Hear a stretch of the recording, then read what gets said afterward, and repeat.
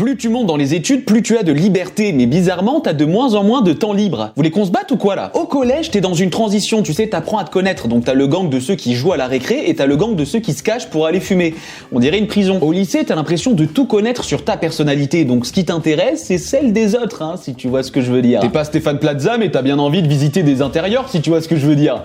Ouais, tu vois, c'est dégueulasse. Puis t'arrives à la fac, t'es perdu, vous êtes 1 million, mais t'as l'impression d'être tout seul. Et tu commences à sortir les bonnes excuses. Ah non, maman, je ne régresse pas, c'est mes notes, elles s'adaptent au niveau. T'as envie de tout et rien faire, tu comprends plus rien, tout devient flou, ta vie, c'est un porno japonais. Et puis tu rencontres tous les genres d'élèves. T'as l'option engagée, leur cours préféré c'est les manifs. T'as l'option fantôme, c'est l'élève qui fait des apparitions en cours, mais comme s'il avait toujours été là. Mais c'est surtout être dans un entre-deux. T'es pas encore un adulte, t'es un étudiant, c'est pour ça qu'il y a des prix étudiants un petit peu partout, on te respecte pas, c'est considéré comme un handicap. Mais bon, profitons-en parce qu'apparemment c'est les meilleures années de notre vie.